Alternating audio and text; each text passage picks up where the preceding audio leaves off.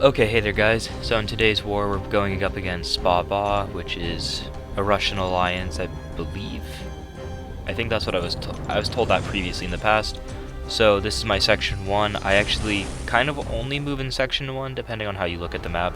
So for this fight I have Nick Fury against the Path 5 Mr. Negative. So this node was changed this season, but that was like 2 months ago at this point.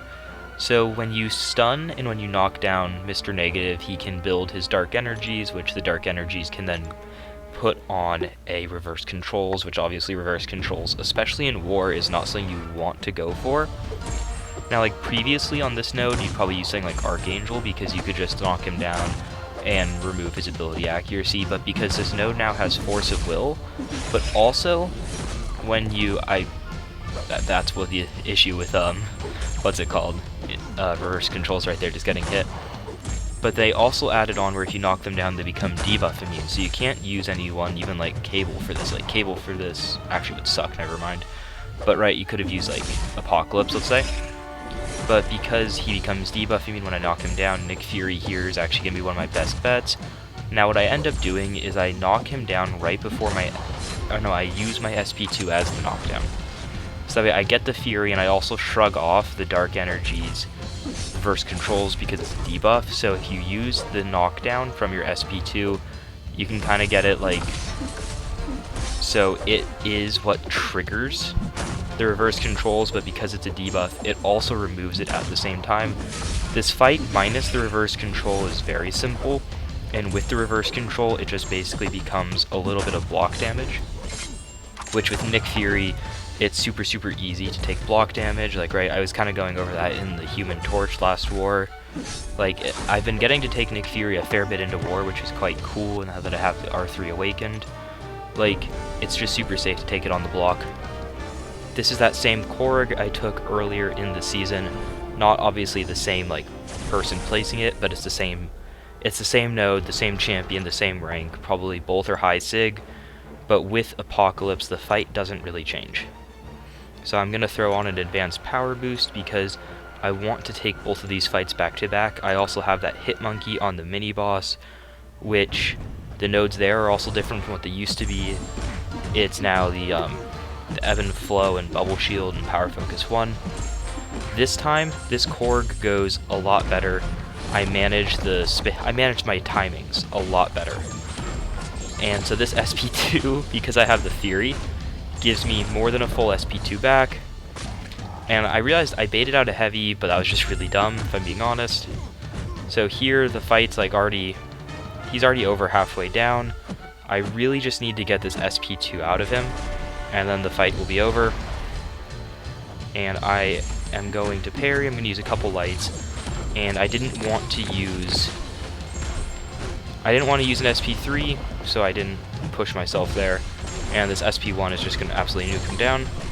Now, I guess in theory, I probably could have put on Suicides for this fight, and I wouldn't have needed that SP1 there at the end, but I think without Suicides, it's definitely there's less risk with the recoil, but I really should be thinking about putting on Suicides more often when I play war. I don't know, I never think about Suicides until, like, I'm talking about it in a war video, where, like, Suicides would, in theory, speed both these fights up. But neither of these fights are like too slow or anything. So against the HitMonkey there, I was a bit uncomfortable on that first heavy because of his limber, and here I was very uncomfortable because of the evade. So I'm just gonna get, oh, that's right, I thought he was dashing in, so I threw the SP2. I not very likely could have died here. I was worried I was gonna die there. But Apocalypse just has so much health plus class advantage that it wasn't even really a worry in the end. It barely took any health off. I'll need to use a couple potions, but those aren't really too hard to come by right now. And that SP1 took off most of his health.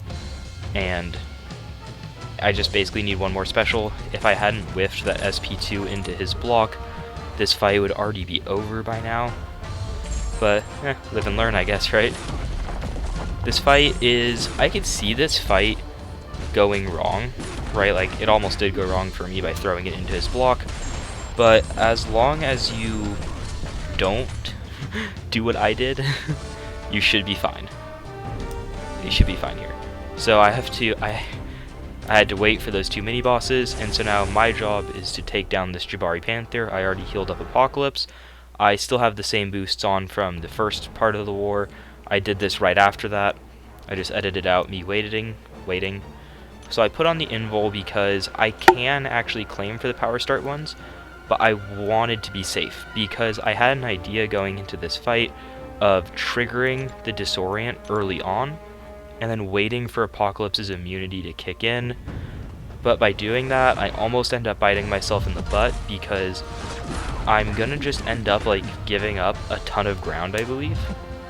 I know I did it in a fight this season, and I think it was this one. And like, I don't know why, I just like am flubbing getting the parry and like getting my opening on her, so I lost like the entire map. But I know right as I get up to SP2, and right here I wanted to play as aggressive as I could before the stun reflect came back up. I just wanted to use all the parrying I could right there, just play hyper aggressive, just get out of my corner. Because I really shouldn't have put myself in this situation of having to have her use her SP2. So I wanted to slow my combo down there so her cleanse charge dropped so she didn't eat my SP2 and like remove it.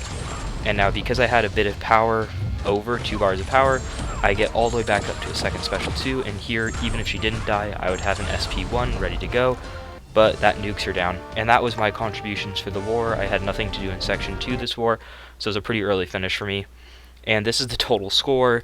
We kind of, I guess you could say, dominated them, right? Like, what's that, 2,000 less seconds, and 14 less deaths. So it wasn't the closest war that we've had, I guess you could say. And that'll wrap up this video. I hope you guys enjoyed this one. Pretty quick one, but it's a fun war. Get to use Apocalypse and Nick Fury. Always a good time. I'll see you guys around soon. Hope you have a good one. Bye.